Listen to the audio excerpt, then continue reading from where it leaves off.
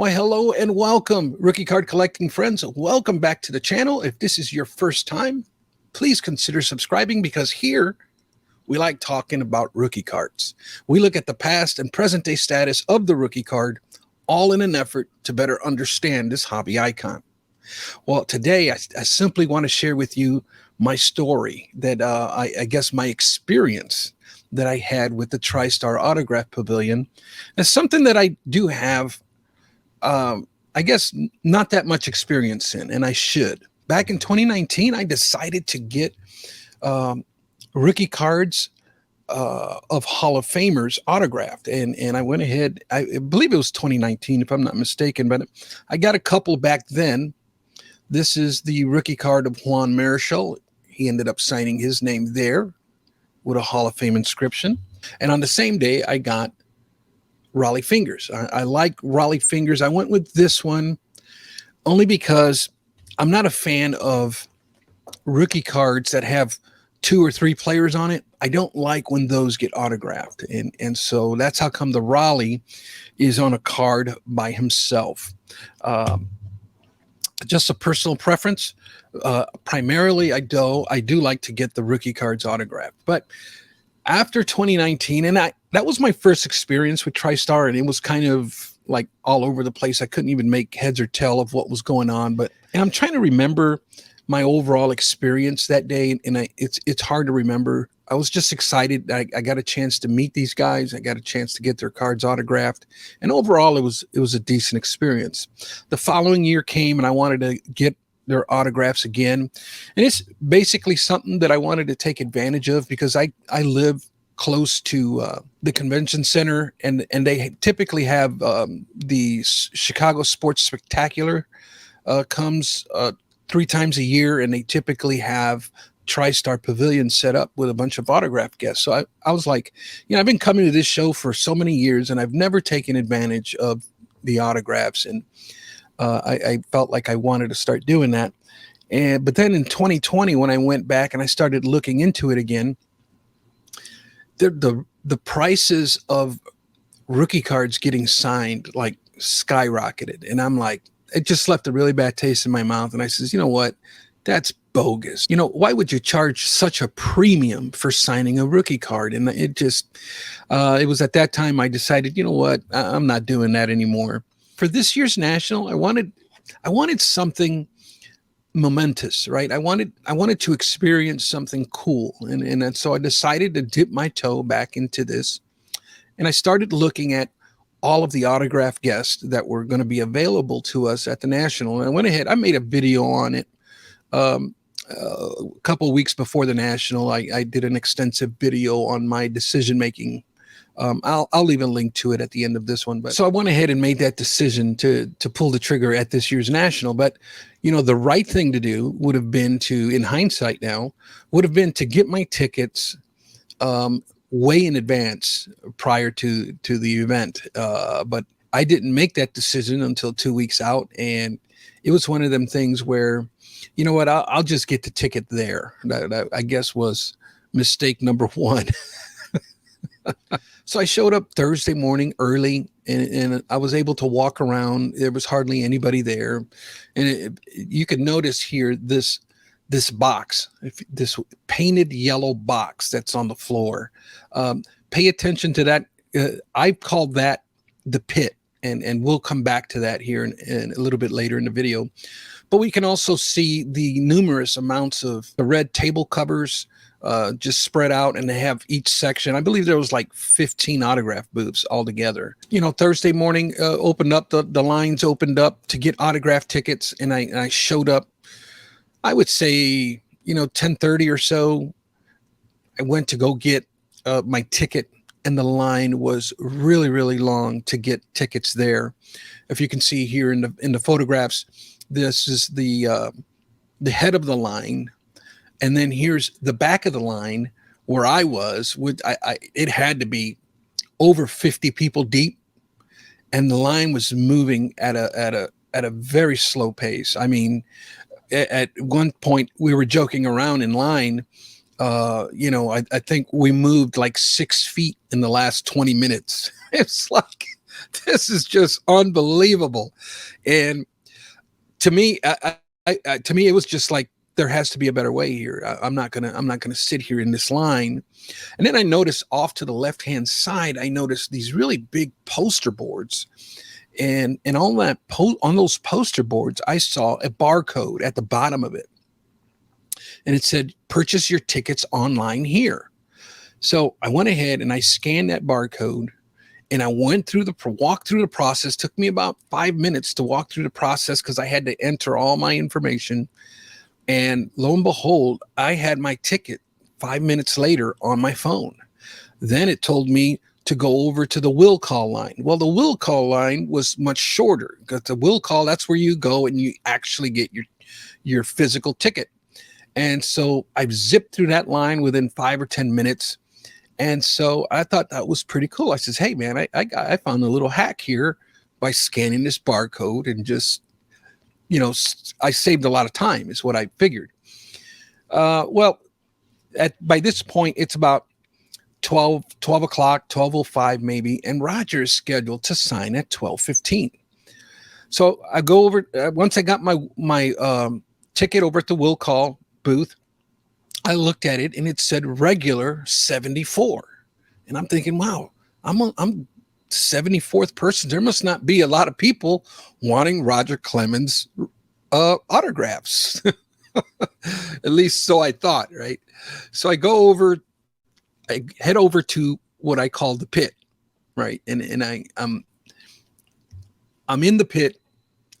At this time, it's Rogers came on. It's the guy over the speaker says, hey, Roger, if you have Roger Clemens, get ready. We're going to be starting here shortly. Well, at the pit is where the fun actually begins, because that pit was an absolute circus. You talk about, seemed to be a lot of confusion, a lot of newbies like myself that really didn't know what was going on. I went over there. I'm thinking, hey, I'm getting ready to be called up. 74, I'll be out of here in no time. But that was not the case. So the pit was rather interesting, only because the amount of people that were surrounding that pit, the amount of people that were actually confused or frustrated or not knowing really what's going on, and looking at people's reactions, that sort of thing was just hilarious. But you look at this pit, it actually has what I call them pit bosses, right? And it's typically a 5-man team that they have. And you're not going to pass this line and try to cut line without getting past these guys. And there's typically a couple at the front of the line there at the actual pit. And the pit typically gets covered with a bunch of people, because people will come up asking questions and they're like, nope, you haven't been called yet. It'll be a while. So you just have to wait. We'll let you know. And so then people would congregate inside of that yellow box that they had on the floor. And so the entire box would get filled up with people. And then the pit bosses would get people to clear the box. They would tell you got to stand behind the yellow line, folks. You got to stand behind the yellow lines. And so everybody we would just pile back like a bunch of sardines and wait our turn. And then here comes more people coming to ask questions. Yeah. And the whole process would just rinse and repeat. They would push people back, then more people would come asking questions, and they would have to filter people and tell them either, okay, yeah, you've been called, you need to go now, or they would say, nope, you haven't been called yet, you got to wait. So those were kind of your options. And then this just continued over and over again. So I'm thinking to myself, man, I got to be close. 1 hour later, and I'm still waiting in line. And so I'm like, what the heck what is going on here?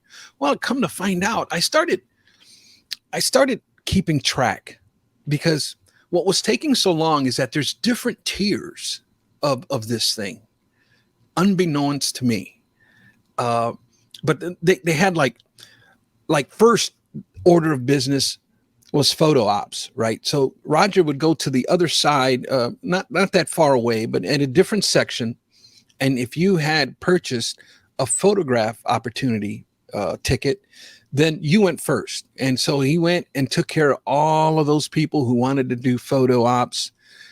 30 minutes later, now he comes and sits down at the table to start signing autographs. By this time, it's, 1:45. Well, now there's another level. And then that, is, and I wrote these down as I was going, and I did not write all of them down. I believe there's many, many, many tiers of this thing. And they had like platinum VIP. That's one access. You pay extra for that pass, and that pass allows you to skip to the front of the line.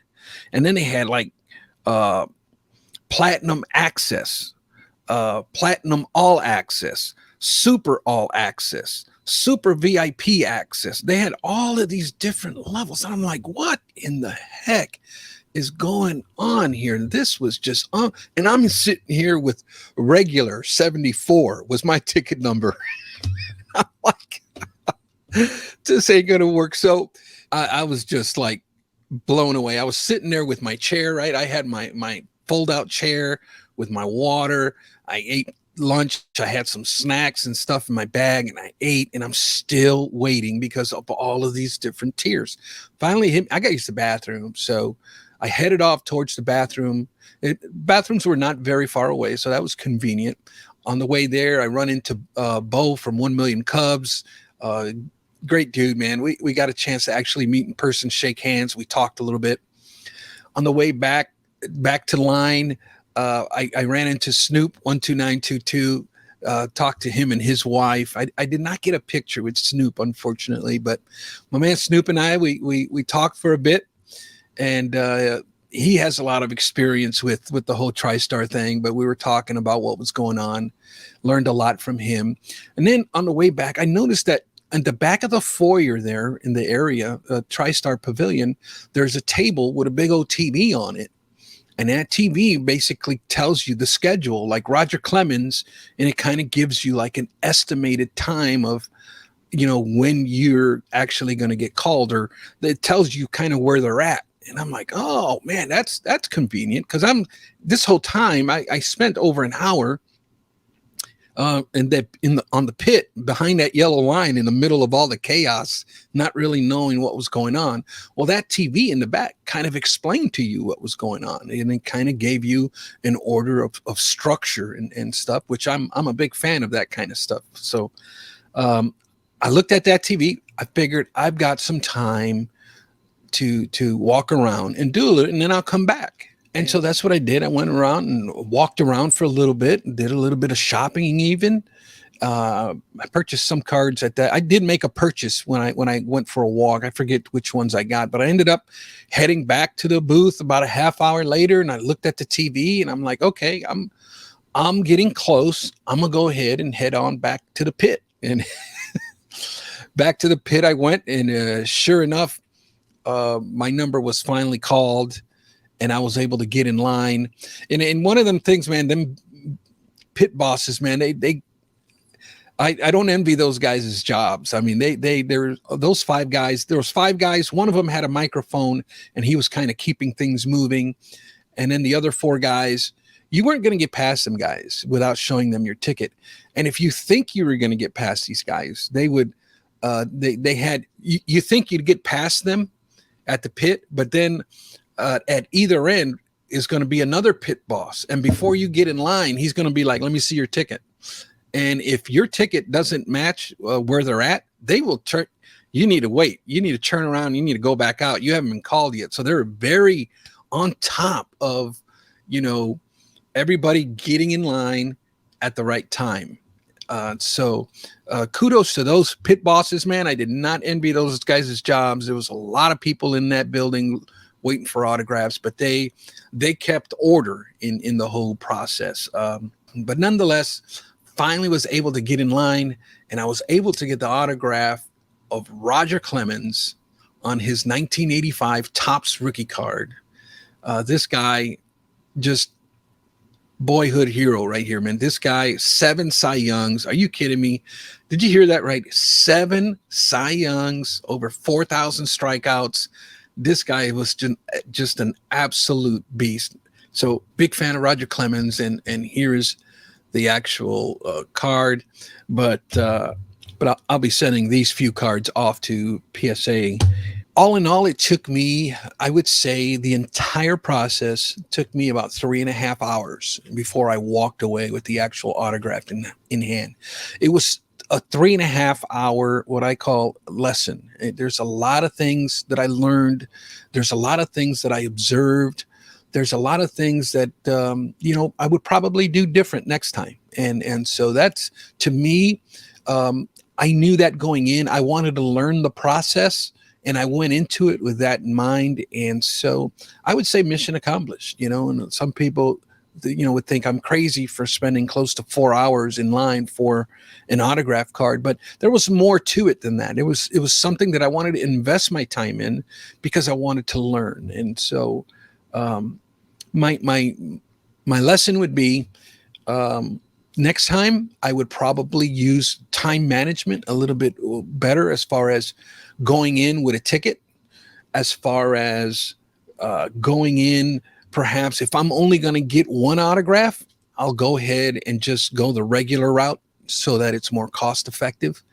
But if I do plan on getting 2, 3, or 4 autographs in one session, I will make the investment and get that platinum or whatever it is that allows me to skip the line and get to the head of the line. I think it would be worth it if I'm getting multiple cards signed, right? But if it's just for one, I'll just buy the regular.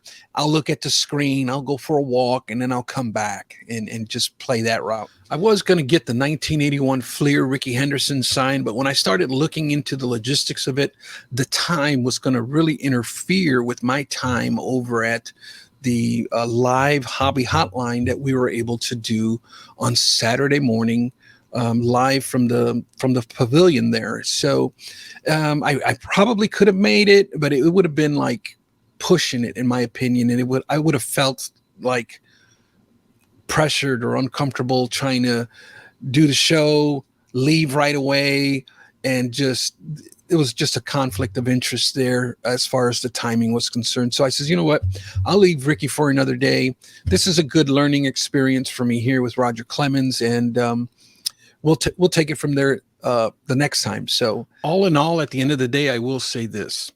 As I was exiting the pavilion with my card in hand, there was an overwhelming sense of accomplishment that I felt as I was leaving. I know it was a lot of work, but in the end, I found that it was well worth it. I will also say kudos to TriStar, that I think under the circumstances and the challenges, they run a pretty tight ship. Everything is structured, everything's well organized, and I think they do a fantastic job. Hey, well, listen, that's going to be it for this video. If you like the video, do me a favor and give it a thumbs up. Leave me a comment down below. And remember, my friends, not all rookie cards are created equal. The true Jordan rookie from 1985. Until next time, buenos nachos, muchachos.